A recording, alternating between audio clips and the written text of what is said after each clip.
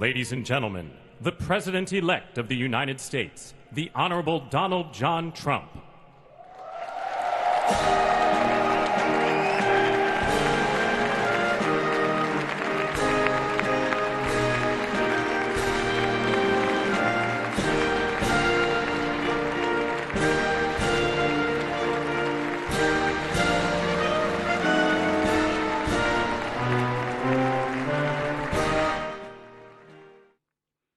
Le 20 janvier dernier, il y a un an, Donald Trump rempilait pour un second mandat à la Maison-Blanche avec derrière lui un camp MAGA, Make America Great Again, plus fort que jamais. Mais alors, qui sont ces hommes, qui sont ces femmes d'influence qui gravitent autour du président des États-Unis? On en parle avec mon invité qui est Romuald Siora. Bonjour et merci beaucoup d'être avec nous. Vous êtes chercheur associé à Bonjour. l'IRIS, directeur de l'Observatoire politique et géostratégique des États-Unis. On va les voir à l'image, hein. Nous avons alors J.D. Vance, Marco Rubio, Jared Kushner, Steve Witkoff, naturellement. Alors, c'est certains noms, mais il y a d'autres personnalités qui gèrent, par exemple, les affaires internes. Et on a Stephen Miller, qui est conseiller à la sécurité intérieure des États-Unis. Lui est présent sur les sujets d'identité, notamment le déploiement de l'ICE, la police de l'immigration. Quel rôle joue-t-il? Beh, écoutez, tout d'abord, il faut, prendre conscience que, Trump de haut n'a rien à voir avec le Trump 1. À l'époque, c'était un homme isolé, sans colonne politique vertébrale, qui jusqu'au début avait presque, envisagé de se présenter chez les démocrates. Bref, une présidence improvisée, brouillonne. Trump s'est radicalisé durant la fin de son premier mandat, les 4 années passées dans l'opposition. Il s'est donc rapproché de l'extrême droite américaine, qui est une droite ultra radicale, très différente de ce que l'on appelle parfois un peu facilement, l'extrême droite en France, une droite réellement crypto-fasciste. Et les personnes dont vous venez de parler, pour la plupart, sont issues de cette droite et donc ont accédé avec lui au pouvoir le 20 janvier 2025. Et Et Stephen Miller Trump est n'est quelque donc part plus son un homme alter seul. ego.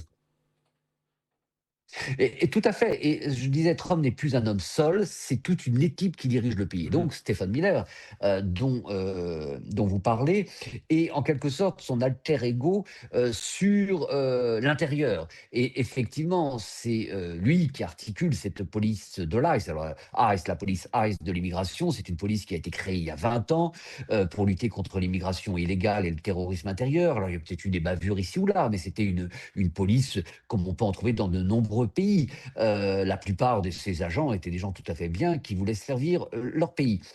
Quand Stephen Miller est arrivé aux manettes, des milliers d'agents de l'ICE ont été licenciés, des milliers d'autres ont été engagés, des jeunes issus du mouvement MAGA, bien souvent fanatisés, bien souvent issus de milieux assez à problème, si je puis dire, et ayant un casier judiciaire pour beaucoup assez lourd, casier judiciaire qui a été effacé avec la bonne grâce de ce Stéphane Mhm. Muller et de Donald Trump. Et donc, ces agents, aujourd'hui, effectivement, sont devenus en quelque sorte le bras armé de l'administration Trump, et cela grâce à notre ami Muller.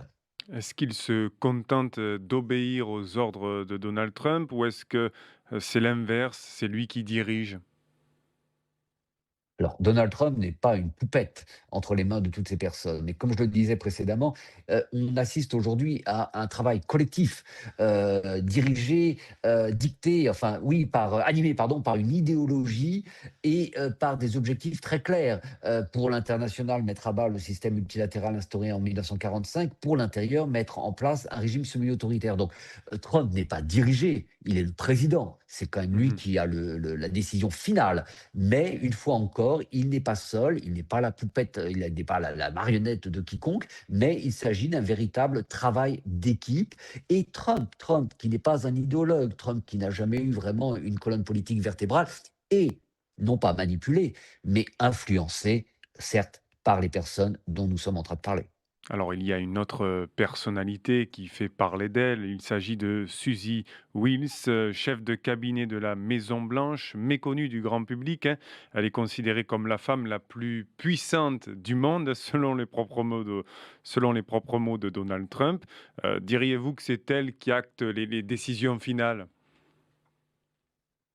Elle est, définitivement la femme aujourd'hui la plus puissante au monde, et c'est sans doute la seule personne qui ait une influence aussi grande sur le 47e président américain. Alors Suzy Wills, ne l'oublions pas, est une femme venue de l'ultra-droite. Elle a été le bras droit du sulfureux gouverneur de Floride, Ron DeSantis, et c'est elle qui a été l'instigatrice de cette première contre-révolution culturelle en Floride et dans les États du Sud, qui font qu'aujourd'hui les droits des LGBT sont attaqués, que les 10 commandements sont affichés dans toutes les salles de classe, de la maternelle aux facs de droit, etc., etc., et que de très nombreux livres sont interdits, dont les livres de Stephen King. C'est elle qui a décrété que Stephen King devait être l'auteur le plus interdit aux États-Unis. Ne me demandez pas pourquoi. Donc bref, aujourd'hui, elle a rejoint la Maison Blanche, enfin aujourd'hui, il y a un an, et effectivement, elle a pour objectif de mener au niveau national et international aussi, avec les ingérences de cette administration, comme on avait pu le voir en son temps avec Elon Musk,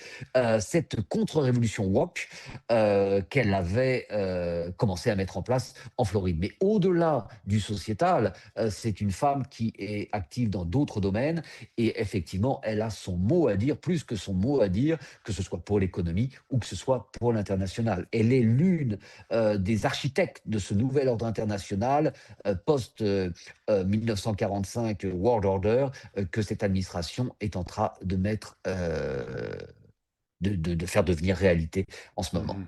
Une conseillère, discrète donc, mais très active, de Donald Trump, MAGA, de la première heure. Il y a d'autres personnalités, cher Romuald, qui gèrent, les affaires, les intérêts des États-Unis à l'international. L'an dernier, Donald Trump a été élu en bénéficiant du soutien de nombreuses figures de la tech, notamment Elon Musk, on en a beaucoup parlé, mais pas seulement. Il y a Peter, Thiel, gérant de fonds spéculatifs, cofondateur de PayPal, milliardaire, soutien de Trump dès 2016. Est-ce qu'il fait partie de ses conseillers tout d'abord? Alors, c'est un conseiller indirect. Il n'a pas l'influence évidemment, mais, de Suzy Wills. Suzy Wills, c'est, le double, de Donald Trump. C'est bonnet blanc et blanc bonnet. Peter Thiel, non, mais je parle souvent de convergence. On parle de convergence des luttes, je parle de convergence des réactions. Vous avez au sein de cette, administration des personnes venues de différents courants. Alors, vous avez des personnes donc, qui proviennent de cette extrême droite dont je parlais tout à l'heure, crypto-fasciste, il faut bien le dire. Vous avez aussi des libertariens, Peter Thiel, Elon Musk, ultra, c'est-à-dire qui, eux, œuvrent pour une dérégulation totale, que ce soit dans l'économie, dans l'emploi, dans etc. etc. Euh, Peter Thiel est encore plus extrême qu'Elon Musk, et vous avez d'autres personnes qui sont des activistes religieux, au sein de cette administration. Et donc toutes ces personnes se regroupent, se retrouvent autour du fameux projet 2025 qui avait été élaboré par la Heritage Foundation, ce think tank conservateur, la feuille de route de cette administration et Mmh. de l'idéologie MAGA telle qu'elle est aujourd'hui. Peter Thiel a une certaine influence sur Trump, mais ce n'est pas un conseiller aussi influent que ceux dont nous venons de parler. Néanmoins, il a l'oreille du président, comme Elon Musk, hein, qu'il a toujours, malgré ce que l'on peut parfois penser. Il a plus peut-être le rôle d'un lobbyiste, non? Exactement, c'est plus un lobbyiste, qu'un conseiller, comme Suzy Wills, bien évidemment. Il n'a pas son mot à dire, sur les affaires américaines, mais il est écouté, très écouté. Enfin, on a Ronald Lauder, homme d'affaires, diplomate, activiste pro-israélien et collectionneur d'art américain. Le milliardaire pousse Donald Trump à s'emparer du Groenland. Il lui a suggéré, et ce depuis plusieurs années, hein, me semble-t-il, lors de son premier mandat. On dit même de lui qu'il a récemment investi dans des entreprises établies sur l'île danoise. Toutes ces personnalités, cher Romuald, qu'est-ce que la galaxie Trump dit de ses intentions? Bah, écoutez, d'abord, pour revenir sur cette dernière personnalité, il s'agit d'un ami de très longue date de Donald Trump et comme vous l'avez très bien expliqué, C'est lui qui lui a mis, l'idée en tête durant son premier mandat, avant son premier mandat d'ailleurs, d'acquérir ou de s'emparer, du Groenland. Évidemment, comme toujours, hein, il y a le mélange des genres entre les intérêts privés et des intérêts dits, de sécurité, nationale. C'est une personne qui a une influence certaine sur Trump, surtout qu'il y a de l'affectif entre les 2 hommes.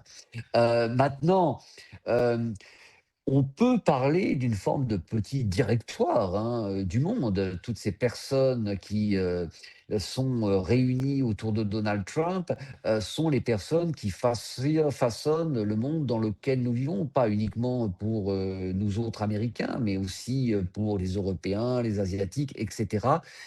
Nous avons, face à nous un directoire, de personnes issues de la droite la plus radicale, qui sont en train de détruire, l'ordre, multilatéral instauré en 1945, l'ordre mondial que nous avons connu, mettre à bas, les valeurs humanistes qui sont les nôtres, en France comme aux États-Unis depuis des siècles et puis aussi, en train, de détruire un à un les contre-pouvoirs de la démocratie états-unienne.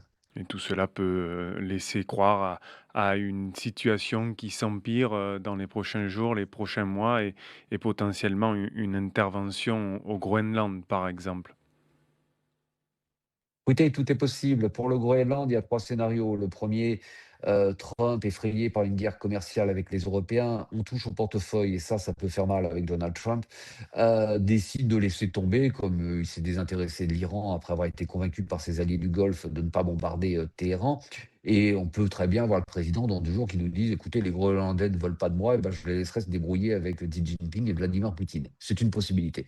Seconde possibilité, il va la plus probable selon moi, tout faire pour acheter le Groenland. Nous sommes à la veille du 250e anniversaire des États-Unis. Trump veut des cérémonies grandioses. Il est en train de bâtir un arc de triomphe énorme, pour prendre sa rhétorique, à Washington, enfin ses propres mots, à Washington.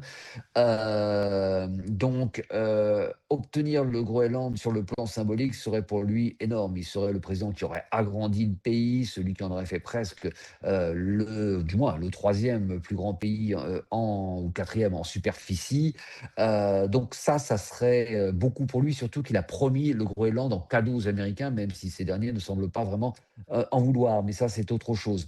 Troisième option, il n'arrive pas à l'acheter, et il s'en empare par la force. C'est une possibilité avec Donald Trump. Alors évidemment, ça ne serait pas une invasion avec des tanks, des coups de feu, et cetera. Ça serait présenté comme on a présenté l'enlèvement de Maduro comme une opération policière, ça serait présenté comme une opération de maintien de la paix, de prévention à l'encontre d'une potentielle attaque russe et chinoise. Et lui-même dirait: «Mais je ne fais rien contre l'OTAN. Au contraire, nous venons renforcer, l'OTAN. Il a besoin de l'OTAN, ça rapporte de l'argent». Qu'est-ce qui se passerait? Aucun militaire européen ne tirerait sur un soldat, américain, bien évidemment. Écoutez, tout ça va dépendre de la volonté des Européens. Attaquer au portefeuille, ça peut faire mal pour Trump et tout va dépendre, de sa volonté d'acquérir le Groenland. S'il le veut vraiment, Mmh. tout est possible. S'il s'en lasse, il pourrait être effrayé par les menaces européennes. Et ça ne s'arrête pas là, hein. En France, certaines voix s'élèvent contre Donald Trump. On a vu et on a entendu Éric, Coquerel de la France insoumise qui appelle la FIFA à déplacer la coupe du monde, hors des États-Unis, hein, que la compétition ait lieu uniquement au Canada ou au Mexique, par exemple. C'est un signal fort, ça pourrait le dissuader à Donald Trump? Oh. Ils ont tout à fait raison, la France insoumise, vous me dites, hein, soumis cette idée, ils ont tout à fait raison, c'est une très bonne idée, mais ça n'arrivera pas. Mais il faut dire des choses, comme cela. Il faut brandir la menace, nous sommes face à un président qui, réagit comme un voyou et ben, il faut, être nous aussi, dans la réaction. Mais malheureusement, jamais la FIFA, ne délocalisera, une partie des matchs, au Mexique et au Canada pour ceux qui étaient prévus aux États-Unis. Mais il faut évidemment résister et il faut protester. Il faut résister, voilà les propres mots de Romuald Siora. Merci beaucoup d'avoir été avec nous sur BFM2. Je rappelle que vous êtes Merci à chercheur vous. associé à l'IRIS, directeur de l'Observatoire politique et géostratégique des États-Unis. Quant à vous, vous restez avec nous. L'actualité internationale se poursuit dans un instant.